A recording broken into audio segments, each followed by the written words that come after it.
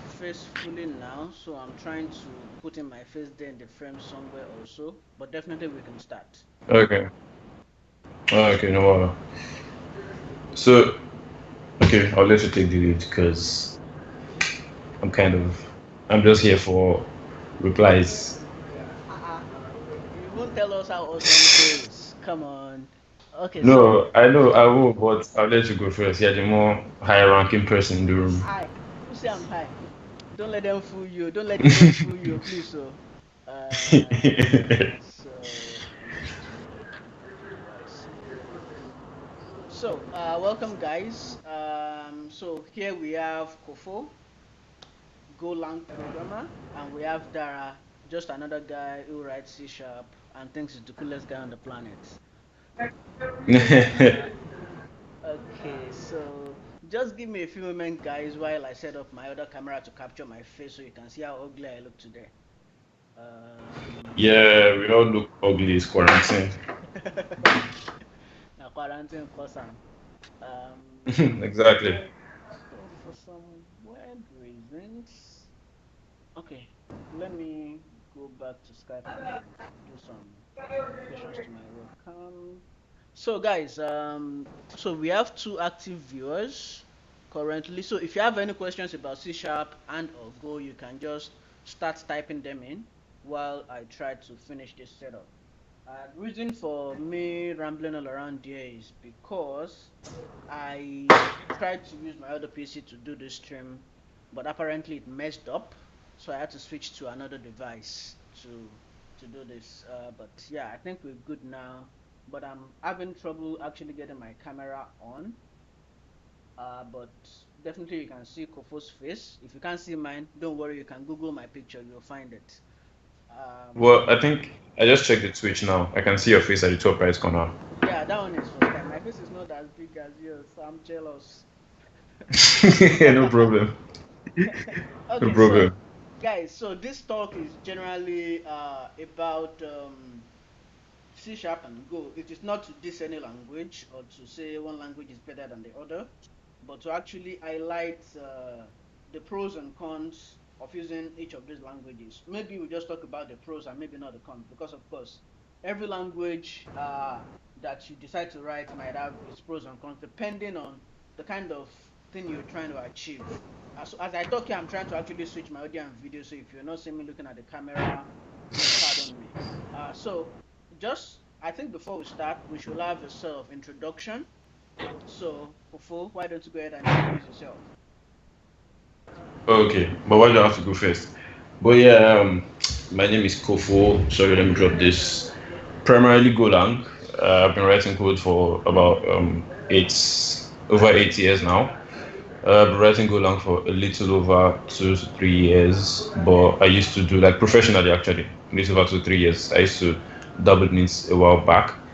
So I currently work for a remote company. I would rather not say its name because I want to protect my ugly face on the website. But yeah, so there I'm more of a backend slash DevOps engineer. So I primarily work on the Golang services and the infrastructure maintaining the Golang services. So yeah, that's pretty much all about me. And apparently I'm a terrible cook, so I've been told. So that's pretty much all. Don't do that to yourself. Trust me, I've been told. I've been told so. So I'm just like, Okay. So let me. Seems like something is hanging somewhere. Is it my PC?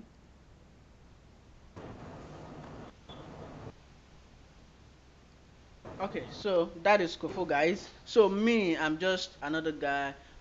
So it has been cached on Twitch. So after the stream, I'll actually go ahead and download it and put it on YouTube. I'm not actually sure if I'm live on YouTube also. Oh, I think I'm live on YouTube also. So I will share the YouTube link once we're done. But I see we only have one viewer, and I think that is Ark. But anyways, people can go ahead and watch this much later on. Uh,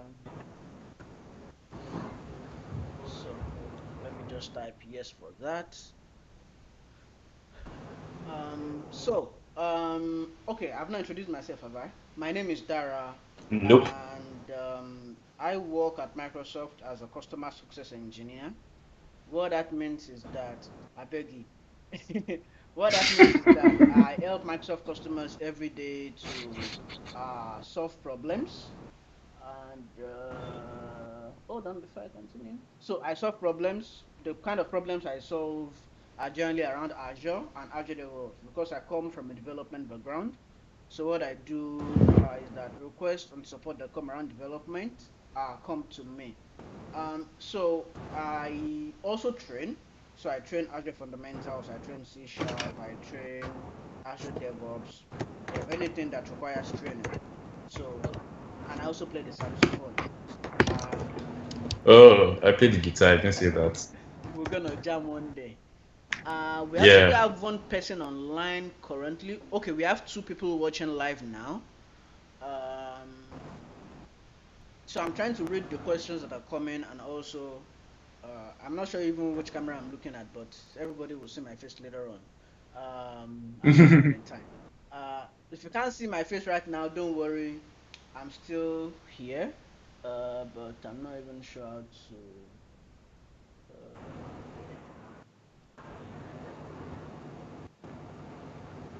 So let me check. Okay, so yeah, so that's me. I am a C# programmer as my background, even though I don't code that much anymore, but I still write code definitely. So, but I don't write code as I used to like 2, 3, 4 years ago. But I still write code, and I love just talking about technology every day. And amazingly, I picked up Go last night. Turns out I'm liking it. I just wanted to, See? see what it looks like. Well, it's the same way I fell in love with C Sharp. So, so Yeah, well, it's pretty similar. So, Well, it tends to be similar in some yeah, ways. it's sort of. So I saw the main function, fmt.println. At least I did hello world. Oh, power is gone. So just a moment, guys. I'll need to put on my generator because power just went off now. So just give me a few seconds Yeah. while I get that sorted. Um, Alright. so I'll be right back, guys. I will be right back. So for now, I'll be turning off my camera as well. No, no, no. Keep talking about Go. Oh, really? Well, there's nothing much to say except it's compiled. It's well, I won't say it's fast because fast is relative, but we'll get to that later. It's a compiled language. It's statically typed. It is not OP. So the whole concept of extending classes and polymorphism applies here in a bit, but we'll also touch that later in the form of interfaces.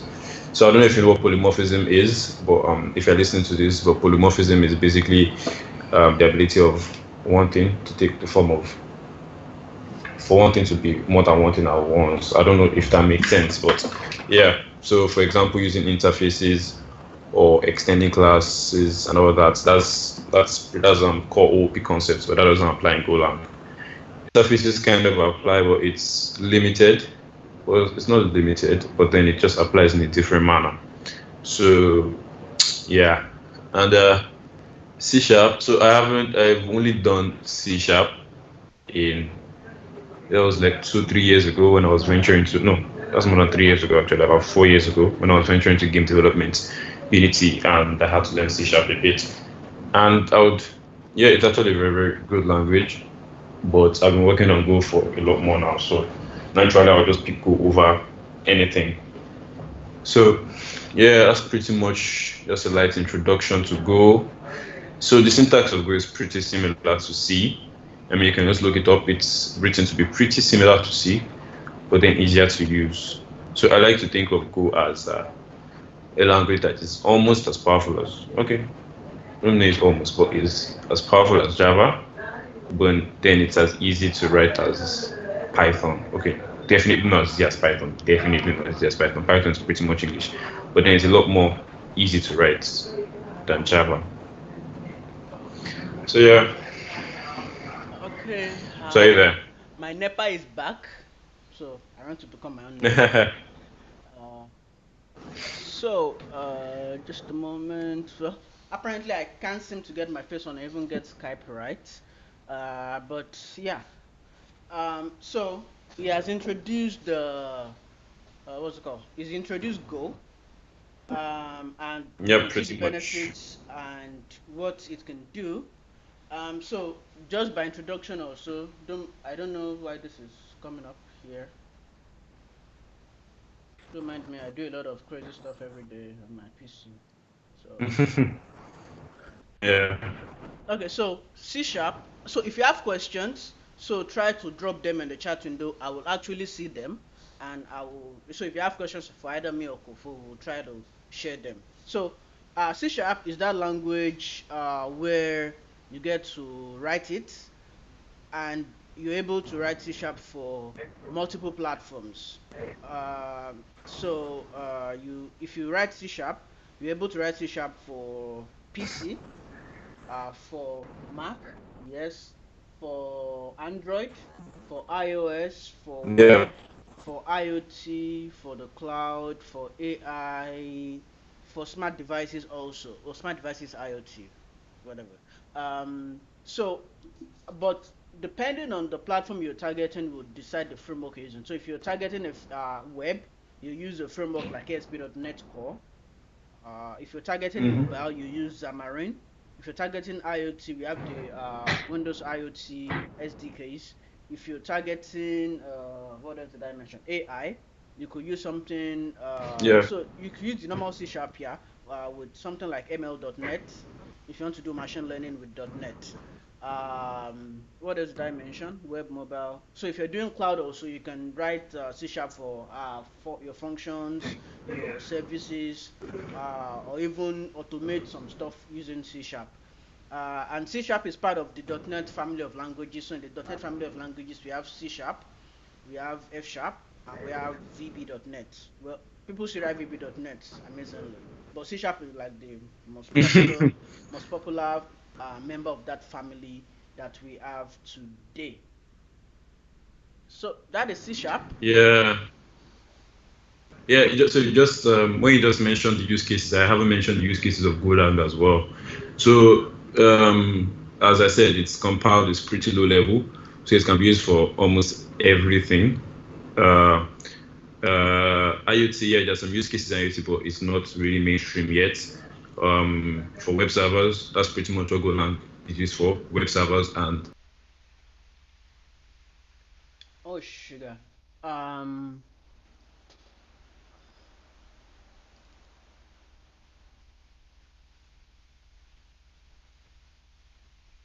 So just a moment, guys. The stream just decided to go its own way. But we will put it back. We'll be back in a short while.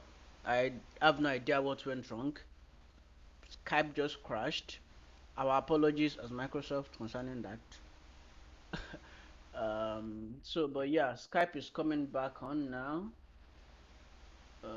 I'm not sure even which Skype I'm using. Um, but let's see. Oh, I got my face back on, but I've not put it live yet. So let me just. Yep. providing. Okay, So sorry. The Skype crashed. So I'm trying to get it back on. Oh God, what is wrong with Skype? And now, guys, don't tell me to go use Google Meet. I will not.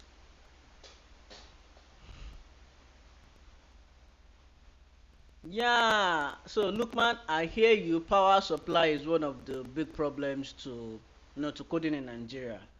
But what can we do? We'll have to survive and make things work for ourselves. Okay, Skype is coming back on now. Uh,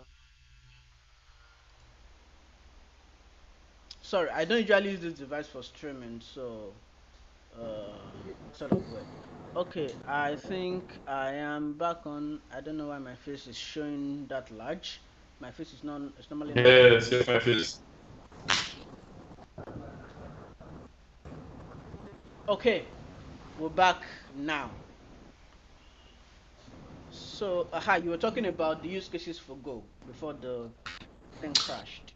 Yeah, yeah, I just touched on a few things like how it is for web servers, how it's low level, so it can be used for IoT. In some cases, although that's not really mainstream, um, it's used for tooling purposes like Kubernetes. You can also create like binaries, executable binaries, like for different platforms, EXE, macOS, and a bunch of other things. So yeah, it's a pretty powerful language. It's pretty low level, although it seems high level. Like it doesn't compile or run on a JVM or or Node or something like that. If you get what I mean, since Node is a runtime environment. Yeah. Yeah, it has no runtime environment. It just compiles directly to machine code. So yeah, I think that's one of its advantages. So for you, why did you decide to go for Go compared to other languages? So I came from a PHP/JavaScript background, and I really wanted to like find other languages. So I've really loved compiled languages. For example, I used to use Java. Started out with Java, so I've always been a fan of compiled languages. So I just like did a few research, and I already dabbled in Go. I knew it was compiled. I just like checked the applications, and I saw, yeah, Go is pretty heavily used for web frameworks, for web services. So I mean, there's no point trying to relearn Java when I've already dabbled in Go, and it seems pretty. I won't say it's easy. It's different. It's really different from other languages, but then just feels intuitive to use. So for me, why I actually started using C Sharp, I think I started writing C Sharp back in 2010-ish. So for me, it was well, maybe sort of a stroke of luck. So I was fresh into university, and then some seniors just came Mm-hmm. around, like, okay, you 100 level computer science students, we are having this kind sort of training. Would you like to learn? And I said yes. But before that, I've actually been reading up on C. Mm-hmm. I wrote VB6 at some point in time. Actually, my first program was actually Oh shit. VB6. Yeah. Yeah, I remember. It was a GUI window with a picture. I don't know why I'm sort of weird even to myself. My first program was not Hello World. I don't know why. So I created a GUI program You and I know, ran it. yeah, when you see that, my first program was actually a Tetris game, so it wasn't a Hello World at all. It was a Tetris game on Android. So I just saw like a code, followed the tutorial, and boom, I made a Tetris game, and I was like, oh, fascinating. So yeah, I guess you're not the only one. Ah, thank God. I'm not crazy. So yeah, so they came out. So I picked C sharp. So we started learning C sharp, and so I think the classes held every Saturday, and I went for the first 5 weeks. I'm like, I think I can learn this stuff on my own. Then I picked it up. Then I started writing C sharp. Then after that, I started writing for Windows. So I moved to Windows Phone. Then before Windows Phone went away, I moved to Xamarin. So I'm actually core on mobile, but yeah, I can do stuff around the web. I understand the ASP.NET Core code, even though I can't say I'm the Mm-hmm. like the best expert in it. I can debug any other C sharp code I see. But if it's Xamarin, bring it on. Mm-hmm. I'm game. But other ones, yeah, I could go around all that path. So the reason I picked C sharp is because even at the time when I was becoming sort of pro level in C sharp, it was not as cross platform and as awesome as it is today. Because I would have seen Mm-hmm. people have come to actually tell me that why don't you learn other languages? There's Java. There's JavaScript was becoming popular then. I'm like, learn JavaScript, learn this. I tried to learn JavaScript. I could not pass a lot hello world and maybe do one or two and show it on the screen. I don't know why, because I think for Yeah. myself I'm a smart person, but I just couldn't get past. Maybe because I love C sharp so much anyway. Uh, Yeah, I well, think I don't want to bash JavaScript on here, so I'll just say maybe because it's just a bit more messy than other languages. It's a good language, but maybe a bit more messy, so maybe that's probably why. yeah. So for me, when I see JavaScript programmers, and apologies to JavaScript programmers and any JavaScript community out there, I don't mean to say this to disgrace you, but for me, it's sort of scattered. So there was a time I Yeah, hired the React.js guy to work on a project for me. Because for me, I try to actually understand the code anybody's writing for me. Because if you quit tomorrow, I would like to be able to carry on the project yeah, without be being able to around some continue. effort.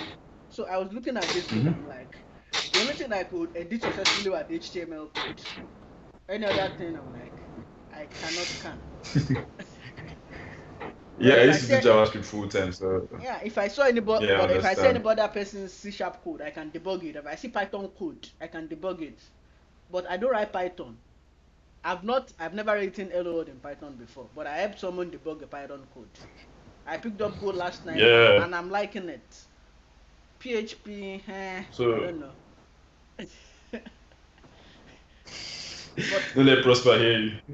yeah, Prosper, please, so I'm sorry, oh, I don't mean to disrespect you.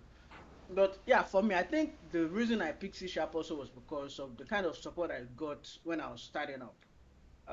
Because I could ping anybody in Microsoft if I have any problem with C sharp and they will answer me. So just a background, C sharp is a Yeah. Microsoft build language. I could just ping anybody in Microsoft and boom, I'll get my answer. Mm. So the support for it was good, and I hear Go also has good support. Yeah, JavaScript also has good support and Yeah. community. Yeah, but Yeah. In terms of community, JavaScript is the best. I would say JavaScript is the best. so that's just the so if you were to look now constructively at Go compared to other languages you Yeah. know, what are the some of the places where Go excels that other languages don't? Hmm. So, for example, if I were to pick Java, so Java like unwittingly or unknowingly forces. I'm a huge Java fan, but then it unknowingly forces like a mundane amount of abstractions. If you get, you have to put, you have to extend classes, extending interfaces.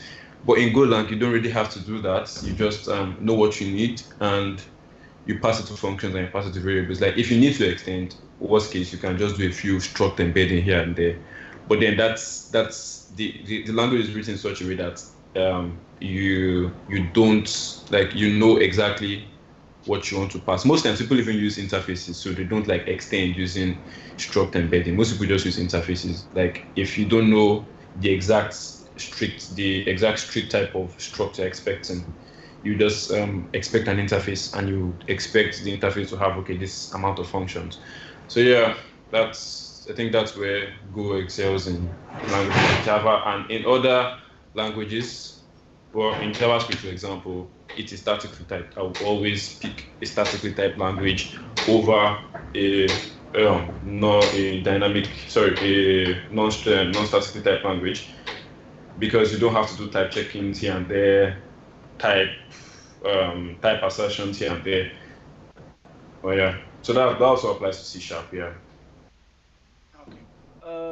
So in terms of we've mentioned the parts where it excels compared to the languages. So in terms of where it doesn't do so well, there are some things like that. Yeah, I would say the fact that there isn't too many frameworks, you end up writing a bunch of things yourself. You get, for example, you don't have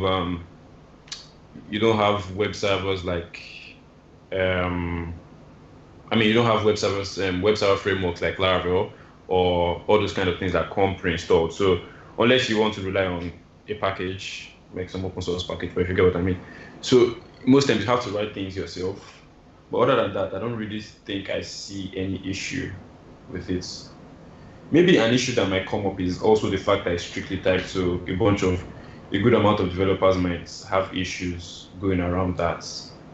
But other than that, I don't see any problems with this. Okay. For Because me, yeah. okay, yeah, go on. Still want to say something? No, I was just like, a good amount of developers are used to languages like JavaScript and Python. So one thing I've heard from a bunch of people when they're asking me about Golang is, how do you declare a function that can receive any type of parameter? Like you don't have to specify the type. And I'm like, it doesn't really work that way with statically typed languages. You have to know the type unless you're using an interface type. So you have to know the type you're expecting. So I think that might be a block for people that are trying to get in. Okay. So for me, the part where I say C sharp excels compared to other languages, well, some languages actually have Mm-hmm. these things also. The first thing is it's cross-platform. Well, I can write, so I can pick up my Windows PC today, start writing my C sharp. Well, it wasn't cross-platform like some years ago, but right now that it's cross-platform, I can decide to start writing my C sharp on my Windows, push it up on GitHub, and start Mm-hmm. come to my Mac PC, Mac OS. What do they call it? MacBook, yeah, and start writing. Marco. And Yeah, I then think I that can also applies finish, to go to Golang my too. Linux machine, continue writing. So the freedom it gives me to write across the platforms gives me joy because I would have never actually thought of owning a MacBook. Yeah, I would primarily have C never sharp thought of developer. it. But when I started writing Xamarin, I was like, okay, let me try this Mac thing. Even though I don't like it as much as my Windows, apologies to those who love Mac like fire and hell. But I love Mac, by the way. but I well for me, PC is PC. If it can write code for me, if it can play my videos, if it can do whatever I need it to do, it's working for me. Yeah. So, but for me, the fact that C Sharp is cross-platform, good for me. I can decide to just spin up VS Code, and then boom, I start writing. Um, You know, now that you mentioned that, yeah, mhm. I always thought, like, until recently, by recently, I mean like early last year, I always thought like C sharp was solely Windows. And like to run it on Linux, you have to go through a bunch of hooks and hurdles and a bunch of things. So that's probably another reason why I just stayed away from C sharp and gravitated to language like Java. Because I always had this notion that oh C sharp is specific to Windows, you can use it for writing desktop applications mostly. But now that like I did a few research and apparently yeah, it's actually fully cross-platform. So Yeah. So yeah, an open source, just for the viewers out there, C Sharp is actually also open source. It's been open source for like over 5 years now. same with Golang. Yeah. So Yeah, same with Golang. so guys, if you're looking out there and say you're not writing C Sharp because it's Microsoft and closed source, that is a myth. It is not a fact. C Sharp is open source and cross-platform. Golang is open source and cross-platform. Is JavaScript also open source? I don't know. I have no idea. Well, I have no let me idea. not say too much. But viewers, if you know if JavaScript is open source, please tell us. I've actually not done that research because I have never actually planned to use JavaScript for any serious project. Maybe I will in the future, but at this point in time, my C Sharp is doing wonders for me. But one of the disadvantages, it's sort of hard to tell because when I think one of the disadvantages is because maybe because we don't talk about C sharp as much as we talk about other things, and I think that's the fault of we, you know, the C sharp devs just stay in our cubicle Developers, and write yeah. our C sharp code, but we don't really tell people much about it.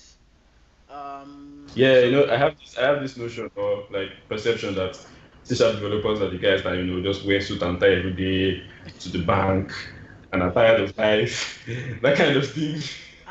no, that is not true. I know it's false, but then like I also just had this perception that oh, you guys work in banks, you work in all these big industries that you have to sit in a cubicle all day and code to your hands and so that kind of thing. But yeah, it's just banks. Yeah, it's just bands. But yeah, But still yeah. but here we are. C sharp devs actually. What happened? Hold on. I was trying to do some kind of FEZ, but it's like it's not working. Okay, my FEZ is back. Okay, my FEZ is back. So, so I think so. People think yeah, C sharp is closed source, that is not that open, which is false. Now, just so you know, so if you like to pick C sharp, okay.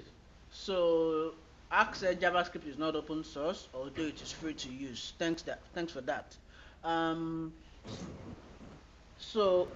what else? So people think it's closed source, even though we've debunked that myth now. And also people think it's Microsoft. But the honest fact is that there are more contributors to C Sharp and .NET uh, than people from inside Microsoft themselves. Hmm. So there's a lot more happening that is being um, contributed to C Sharp and .NET from the external community rather than the C Sharp engineers. that work inside Microsoft themselves. And I think that's one of the facts we just have to debunk out there. But for me, C# is cool. I would rather not write any other language. Yeah, I picked up some languages along the way, yes. So I picked up PHP, I dropped it. I picked up JavaScript, dropped it. Python, dropped it.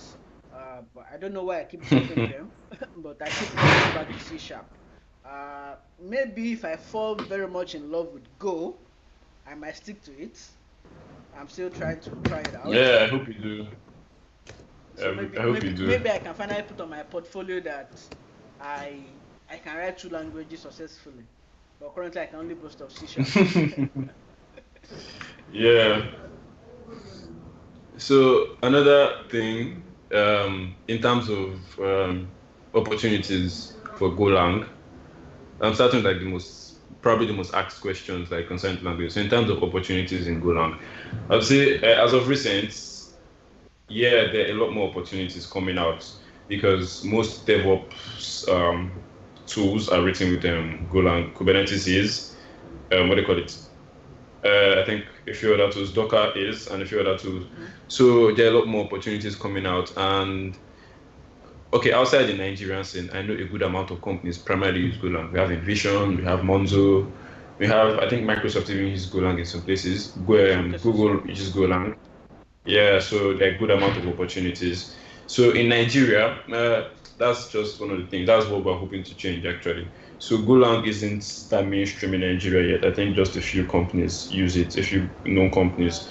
I think OPay used to use it, and that's the only one that actually comes to my head. But yeah.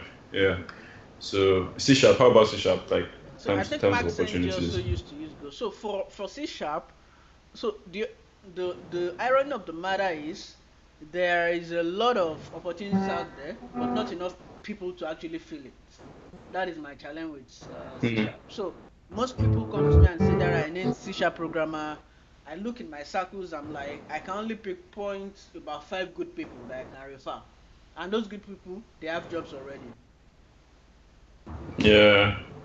So if you want to learn C#, there's actually opportunity. So most people say, I because it's a Microsoft language, uh, there's no opportunity there. Let me tell you, the fact is there's a lot of opportunity around. If you're a .NET programmer and you're good and you know exactly what you're doing, there's amazing opportunities out there you can actually explore to see.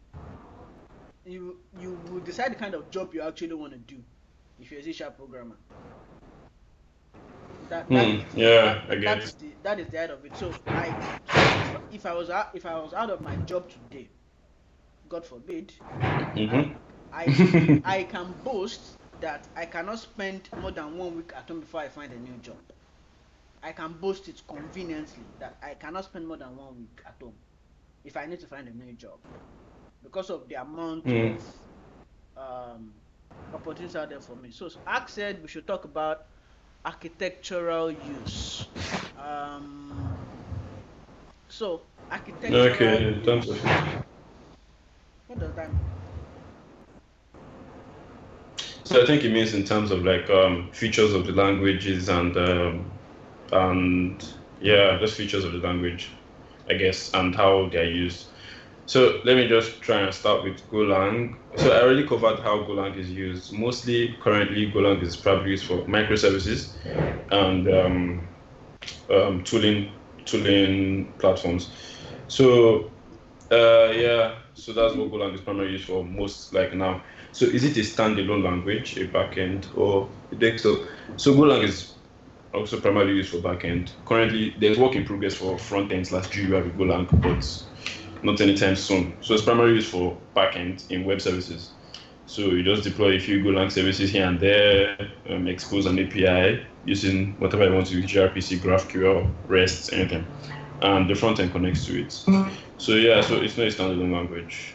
You So need you so it's need mostly for the backend front end. services right now. It's mostly for backend services right now. And yeah, you can also use it to just create what do you call it, command line tools. So at that in which point you don't need the front end. So you can use it to create command line tools. Yeah, that's pretty much. I think those are the two main uses of Golang currently: command line tools and web services. Yeah. Okay. For C Sharp, so you're able to use C Sharp for backend with ASP.NET or ASP.NET Core. We advise actually you move to ASP.NET Core because of the cross-platform possibilities that exist there. So you can decide to host your backend services on any kind of server, either a Windows server or a Linux server, or even a Mac server, if there's that sort of thing. And even if there's another framework server there that comes out tomorrow, we'll be sure that C Sharp will get you there.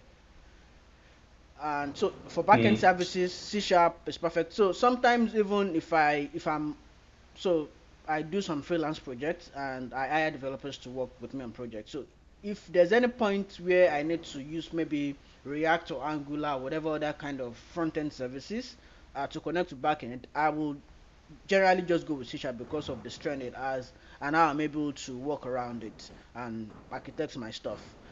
Also, you can use it for front end, definitely. Most people think C Sharp is just for Windows. No, you can also use C Sharp for front end web development. So there are two ways. No, not even two ways. There's sort of 3 or 4 ways you could go ahead with C Sharp for front end development. Either you use web forms or use MVC. The V is the view there that renders your view, and your view can be either Razor Pages or Blazor. Blazor is actually the new kid on the block now that everybody should actually get along with. So with Blazor, you can play. So you can write C sharp code in front end. Actually, you can run C sharp on your browser. That is the power Mm. of Blazor. And in a few months' time, Wasim, that's WebAssembly, the Wasim version of it to be released. I think it's in the works right now. It's actually in the works. So Wasim, where you're able to actually do server-side scripting with C Sharp, but sorry, front-end scripting on your browser. Currently, it's still server-side Yeah. rendered, even though it's very fast and reliable right now. The Wasim, yeah, you can use it in preview currently, but it's actually pretty awesome. And I'm actually getting on a new project where my devs are actually using Blazor for the front end. So web on in terms of web backend and front end, perfect.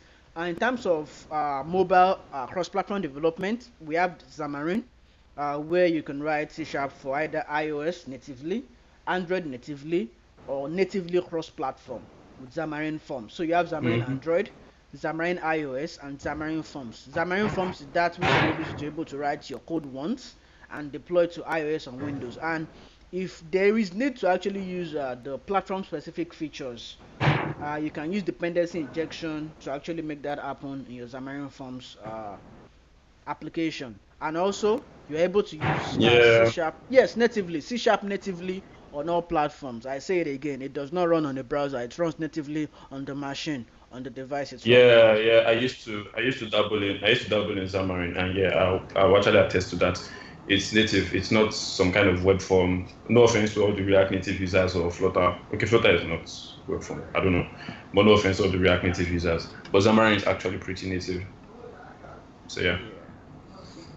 So, Also, another thing I wanted yeah. to touch on in Golang is ease of deployment. So, for example, in web services, if you're trying to deploy a Golang web service, all you literally have to do is compile and push a compiled binary.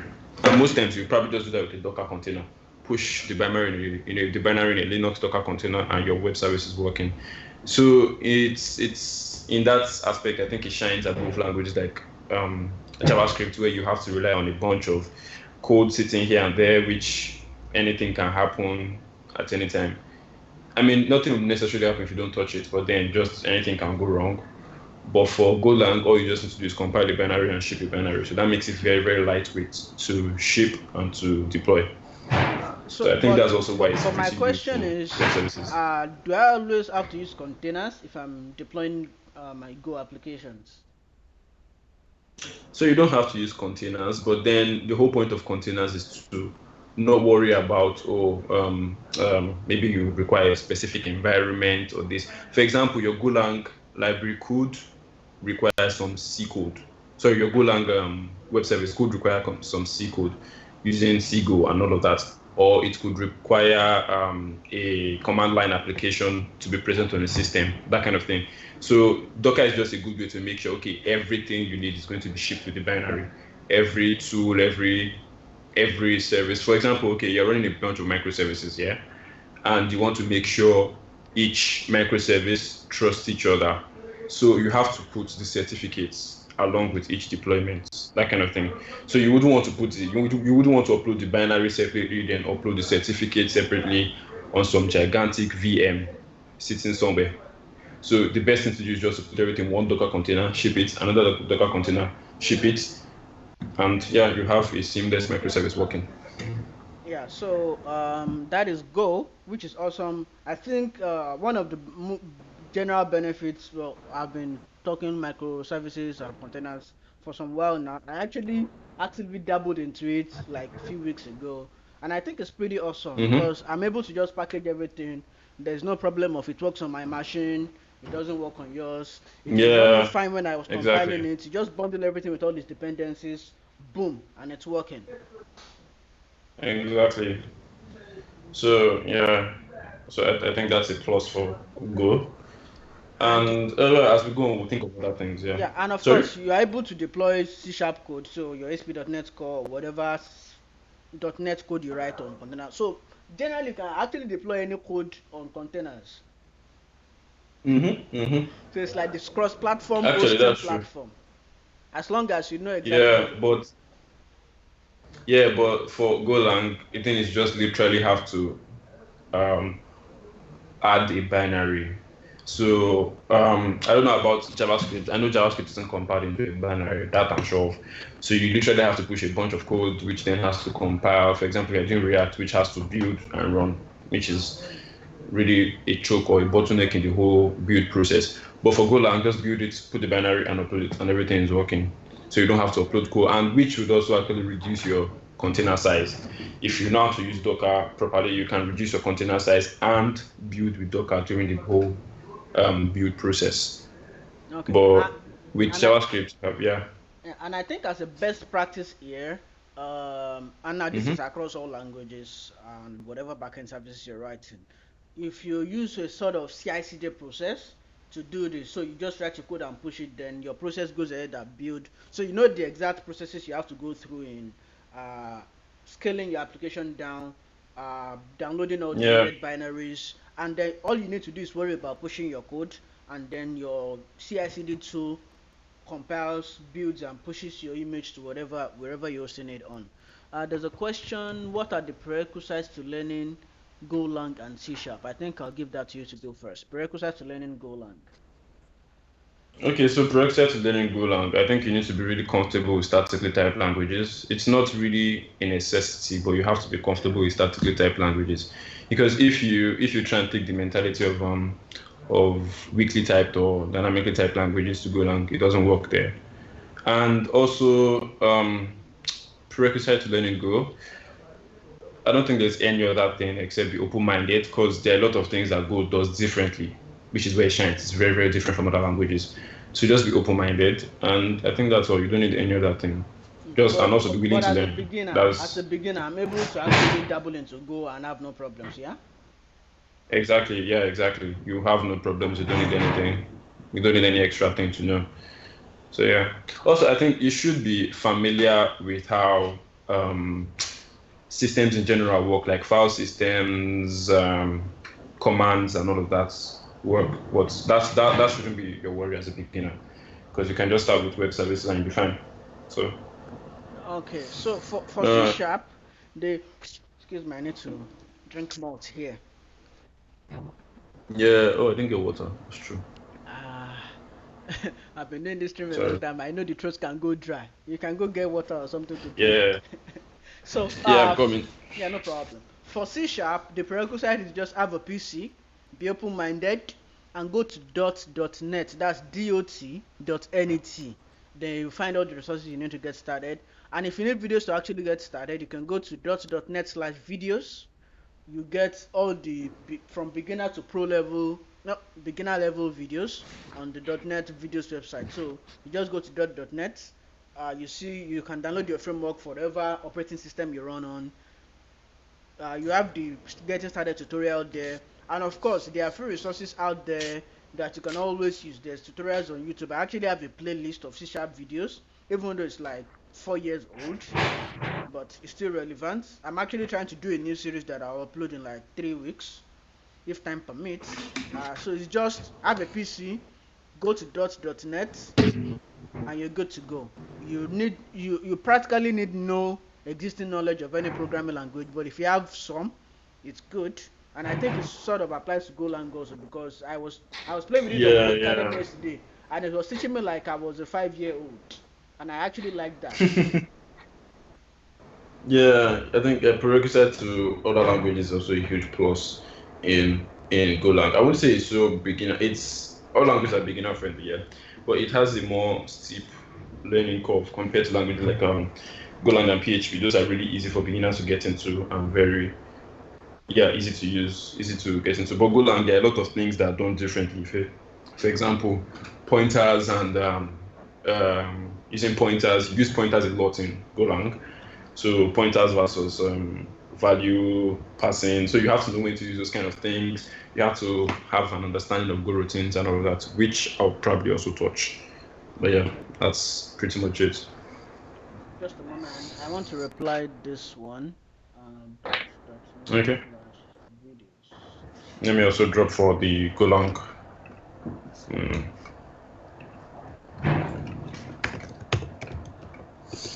Okay. Yeah. So in terms of advantages, yeah, I think in terms of advantages, what Go does better, which I forgot to touch, what Go does better than most languages, in fact, that's where it really shines, is concurrency.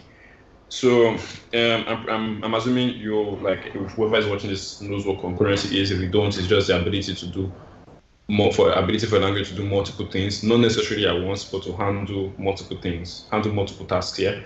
So Go does that very, very effectively with Go routines. So other languages have threads. I know Java has threads, but the difference between threads and Go routines is Go routines are very, very lightweight and they're very easy to use. Plus, the Go standard library has a very beautiful way of managing it and passing information between Go routines using threads, using channels.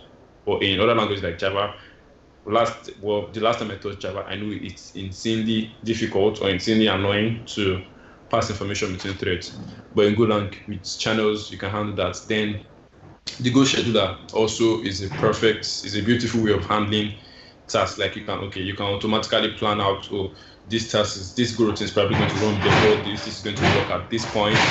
You're going to have to make sure you get a value from this Go routine before you proceed with this Go routine. So it's just very, very, very, very easy. Well, not easy per se, but then it's just easy to use in Golang, easy to manage multiple tasks. So yeah, I think that's where Golang really, really shines.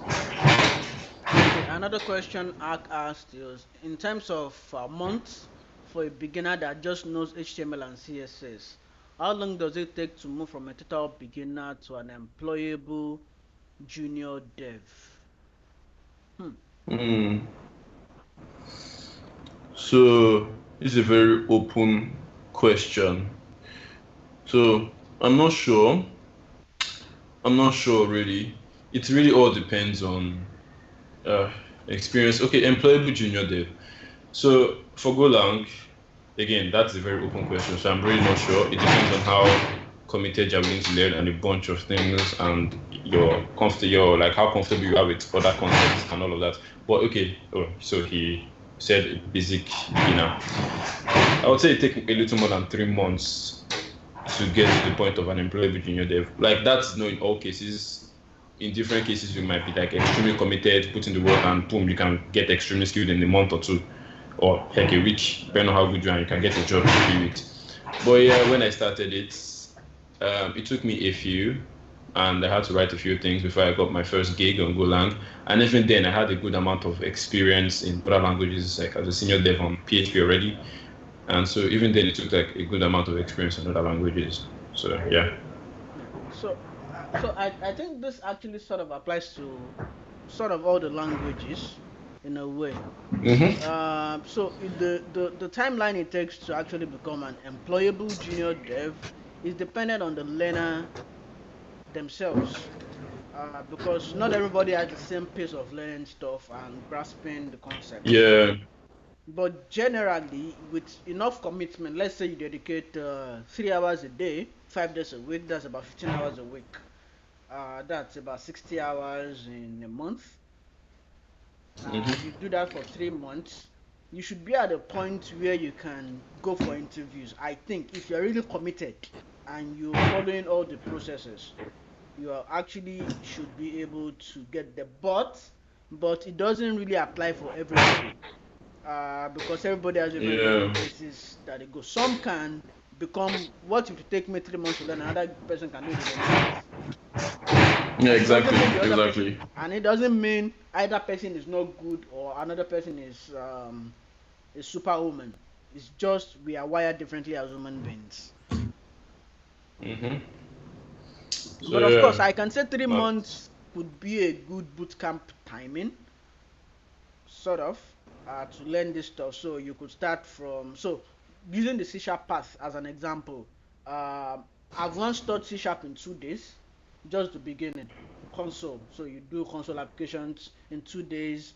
Then if you're really serious, you can go and do more advanced stuff after those 2 days and just branch out to wherever you need to go. So yeah, maybe it's possible in 3 months, maybe it's not, but ideally it should be, but it still depends on the learners. yeah. So okay, yeah, that's pretty much it. That's the same thing for Golang as well. So are there any like specific technical questions technical points we should touch on Golang and C Sharp or anything? I guess what people want to know is which one is faster. Because I Well, saw a whole argument on which one is faster. fast is I really relative. won't say which one is faster. Exactly, fast is very, very relative. You could mean fast in terms of runtime, which depends largely on the system you're running on. Fast in terms of compile time, it's really just relative. But yeah, so in some cases C# could be faster. In some cases, Go could be faster, depending on what you're writing, depending on a whole lot Exactly. of things. Yeah. Okay, So so speed is relative. Uh, in terms of what's it called now? In terms of hosting, I think both are relatively simple if you follow the right instructions. mhm. Yeah, I think so too. Because we go long. I've dabbled in C sharp, and yeah, it's relatively easy to deploy stuff in C sharp. I had to stop myself from swearing there. But in Go as well, it's also relatively easy. Like I've said, just compile, push, and so I think the build or generally the should I say the development cycle or process for Golang is pretty fast. I don't know about C sharp because Golang the compile time is fast enough to almost make it look like it's a dynamic language. Yeah. So I could compile a 200 file. You probably won't be writing a 200 file Golang code, but a 200 file Golang code in 15 seconds, and yeah, it builds. That's how fast compile time is, and that's actually faster than like from what I did like read a few articles I read.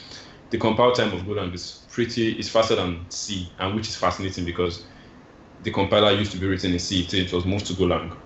So yeah, I would say in terms of compile time, Go really shines. I don't know about C, but Go really shines. Your 200 file Golang also depends on the amount of code inside it.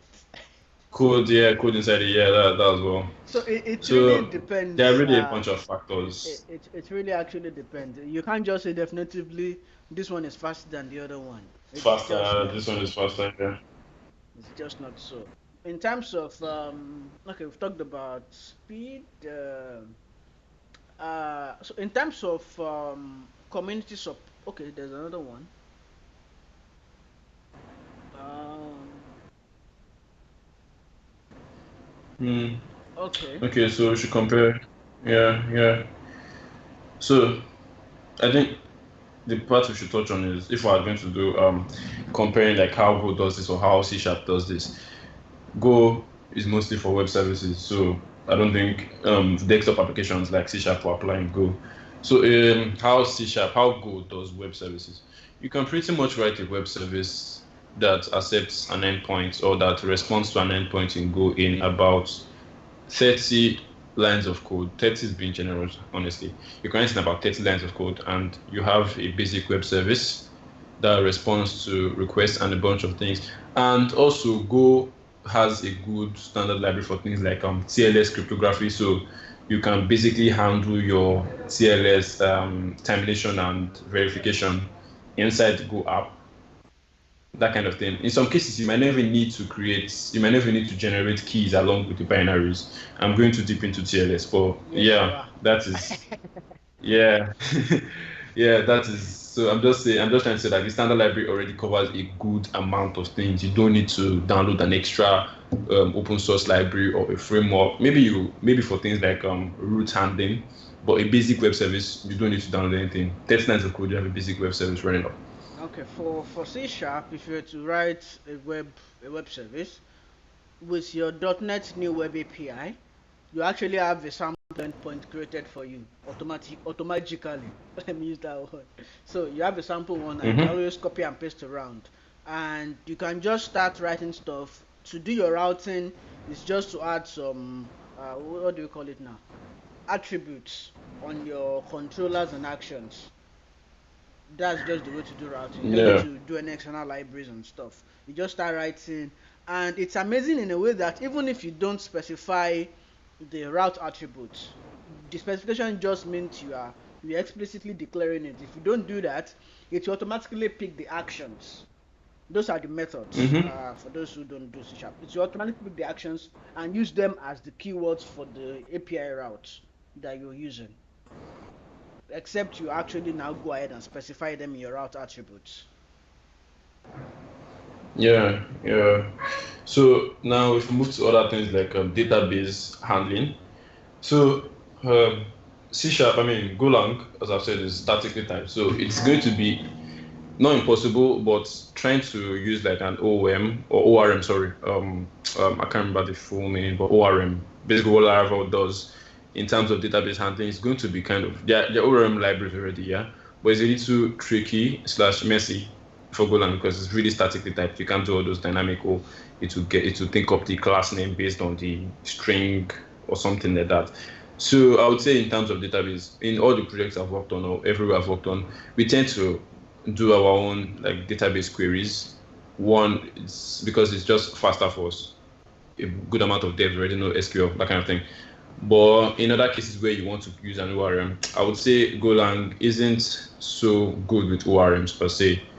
But then there are libraries and you can check them out. I haven't personally checked them out myself, but also, yeah, you can. I don't know how C# does that. So for database, yeah, you could write your SQL queries in C#, which is sort of weird. So with there's SQL to link queries you can use, or SQL to link. But there are actually way better, more better ways than actually that. So we have our ORM tool is Entity Framework, where you can either do code first and your code migrates to create the database schema, or you can do database first where you connect your database and it generates the schema for you, it generates the models for you in your C# code. So you could either go both ways. If you have a current database, you could do database first and then you create the relationship maps to your models, or you can do code first, it generates your migrations and create your database and schema based on that. And of course, if you want to write raw SQL queries and stored procedures, please go ahead and shoot yourself.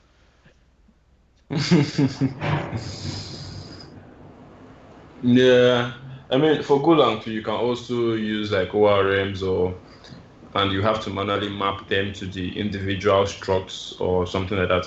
But for me, I find that, well, just a personal preference. I kind of personally prefer to write my own SQL queries and manage them in different files and different packages.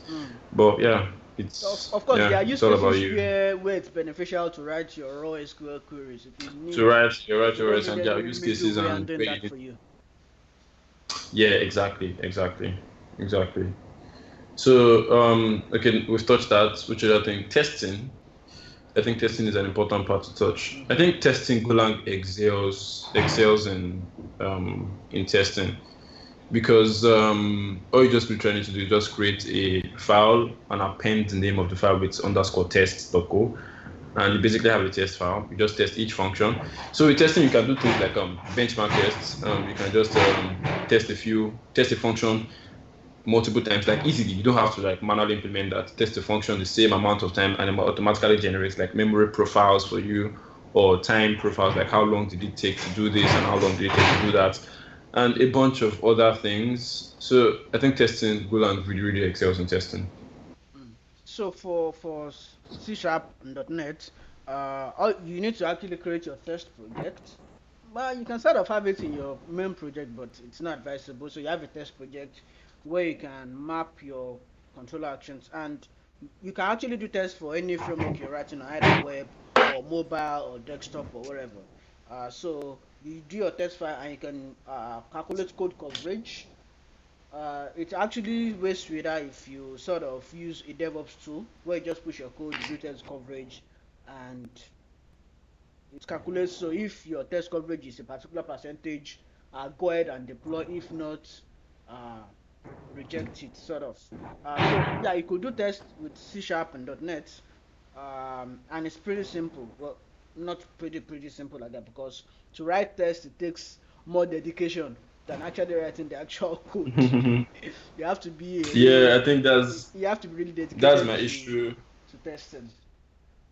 That was my But issue with PHP yeah, until Laravel. yeah, you're actually better with it at the end if you do your testing, because you are sure your code Yeah, actually yeah. is quality enough. Because with PHP, I have to do a bunch of things like PHP unit, configure PHP unit, configure my IDE, which was just a good amount of headache. So until Laravel came and made it simpler. Because I would say the Golang testing, how Golang tests work, is kind of similar to how Laravel testing works. So if you have used Laravel, you just know that, okay, just have to create a few files and just run a few commands, and it automatically runs a test for you, gives you output you can fill at any point, error at any point, warnings at any point, and all that. So I'd say it's pretty beautiful. Testing in Golang is beautiful.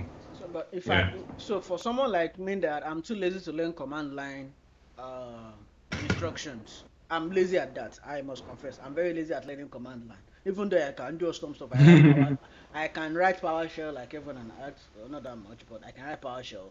But Yeah. I sometimes, most times, I prefer not to go command line. So for me, I use a tool like Visual Studio, and all I do is right click, start live unit testing, and as I write my code, I actually see what tests are passing. As I write my code, Hmm. I actually see what tests are passing, which ones are failing. So if I finish, if my all my tests pass, yeah, I can now do code coverage testing and all that. So I think that's some parts where C sharp beats Go. Well, so for that, I think you can also. So that is more of an IDE thing. Yeah. Golang, the IDE I use VIM. Well, I started using VIM primarily, so I'm already used to command line. And in command line for Go, all you basically have to do is just run go test and package name, and you're on your way. If you want to calculate the time, just put time go test in front of that, and you're well on your way to write the test. You don't have to configure anything. But for the IDE, yeah, you I also use can you VS can Code for configure your testing IDE. anyway, and it's awesome. Yeah. Okay, yeah. So it really is as an IDE thing. So on that point, I wanted to ask is how debugging works in C Sharp. So I know debugging in PHP is a headache, like it's a huge headache. No offense to all the PHP developers out there, but debugging in PHP is an unnecessary headache. So, but in Golang, I'm guessing because PHP is what do you call it? It's a what's the name? It's not compiled. It's translated. It's a translated language, yeah. So I'm guessing that's probably why. But in Golang, there's GoDelve, which basically you can do breakpoints at any point in time in your program, run your program, see the values at that breakpoint. And yeah, I mean, you can also do remote debugging, which I think all most languages support. For example, we might be having an issue with a Docker container, like a Golang app deployed in a Docker container. You want to debug that, you can just deploy GoDelve along with the container and debug right from your laptop. So as it runs, but which is not ideal. But I'm just saying that kind of Yeah. thing exists. So with C sharp debugging, yeah, you can debug on your PC. You can debug in production also. So there's this thing we Hmm. call remote debugging. So when you start hosting your application, it's just any .NET host you actually have. You can configure remote debugging for it. It's just to check a box, and then you can connect to it live. And Hmm. what also excels, and this is just across languages now, not specific C sharp or Go or whatever. So if you have a sort of insight tool like Google, I'm not sure if Google Analytics monitors code bugs, but I use a tool like Application Insights, and it's available across C Sharp, PHP, JavaScript, TypeScript, and also. So what I do is I use application insights. So once I deploy my code, I'm actually able to see how my application is performing in real life. I'm able to see how Yeah. many users are Oh. hitting my endpoints. I'm able to see which code is having problem, how many errors am I getting, where is this errors coming from, Yeah. what Yeah. line of code is this error coming from. It can go as granular as that. Yeah. And Okay. Okay. Yeah, that makes sense. That's pretty beautiful. I'm able, so if you haven't tried it before, so whatever language you're writing, I'm not sure if the Golang SDK is available, but if you write PHP, But I'll check. JavaScript, C Sharp, you can just Google it on Bing, application insights. You'll be able to find it and get started using it. And actually, it's free. It's sort of free to a certain point when you ingest some logs into it, because apparently monitoring is just logs to see whatever is happening in your Yeah, pretty application. much. So the amount of ingest you do simply does that. But I use application insights a lot because sometimes I get error 500 and I don't know where the problem is coming from. I should be able to find that issue. So a tool like application insights helps me to be able to see the problem, the line of code there's a problem in, and then I go ahead and fix it. It actually lets me solve problems faster. Yeah. Okay, so I think we've touched the major technical parts of each language. So all in all, I would say generally, if you're trying to decide whether to use C Sharp or Go, they're both beautiful languages. Um, it really depends on what you're doing. If you want to write like a really, really thing, lightweight code or something or anything, lightweight application, I think in my opinion, I would usually pick Go. For example, microservices, yeah. Microservices are basically it's just an app that's split into tiny other units. So in that case, I would naturally pick Go to develop a microservice. I might be biased, yeah, Yeah, but definitely. then to develop a Yeah, you will be microservice biased. to develop a microservice because I know I can easily like okay create the binary size will be very small and the build size for each the build step for each microservice is going to be very small, so I don't have to worry about the whole overhead of I'm pushing a bunch of code, to this microservice. For all you know, each service in the microservice could be 100 kb, 100 kb, 100 kb, and your entire application might just be using 10 MB worth of data. Well, disk space, sorry, that's what I meant. So yeah, that's pretty much what I would use Golang for.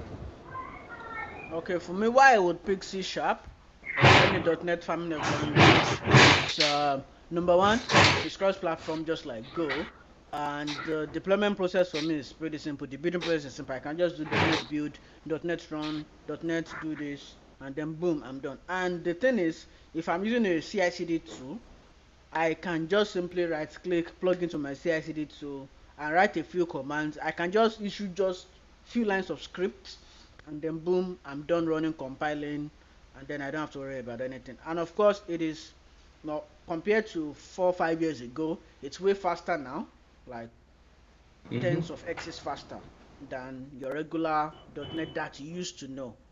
And Hmm. the thing is also that I can use C Sharp for any platform. If you ask me today, if you say Yeah. that I want to write an application that will run on phone, that will run on web, that will run on smartwatches, on fridge, on your microphone, on your Alexa, on your Google Home, I will pick C Sharp because I can do that. Yeah. Yeah. Yeah. Yeah. I get that, and I think another thing that would probably discourage people from picking Go is things like dependency management. So dependency management has always been a headache in Go. Yeah, there was Go Path. There was I don't even know. There was a few libraries that came up, but the official way of doing that now is Go modules, which a bunch of people might find confusing because it's not like your standard JavaScript packages or C Sharp packages. I guess that was C Sharp uses. So that might be what discourages people from Go. And yeah, other than that, I can't think of anything because I really love the language. So I'm being biased. Of course, you have the right to be biased. Okay. Yeah. So I think we've touched upon. So if there are any other questions, we'll just wait so the questions can come in now. If there are other questions from out there, people got questions, please ask them away now. And of course, if you have questions later on, you have our Twitter handles. You can just tweet at us. We'll try to answer them. If you don't have the answers, we'll definitely get you someone that knows the answer. So Yeah, just wait yeah. for about 20 seconds. If there are no more questions, I can go and eat my semo. Oh shoot! You just reminded me I don't have food to eat. Yeah, I'll probably just order pizza or something. Food now. As long as you feel better. Exactly. Exactly. In these trying times. So I think there are no other questions. So, yeah, I don't think there are any other questions. Okay, all right. So later on, I'll be sharing the recorded link on YouTube. I'll share it on the Twitter threads because I know there are like 50 Okay. threads of this already. So I will share the recording so everybody can go back and watch later on. So if you have questions, you just put it on the YouTube video on the different threads that mentions us. I'll be able to answer your questions. Right, you're welcome, boss. You're welcome, boss. So, all right. Five, Thanks for 4, having me. 3, 2. Yes, it will be shared on YouTube in like 15 minutes or so. Peace out, guys. I'm out of here. Peace out.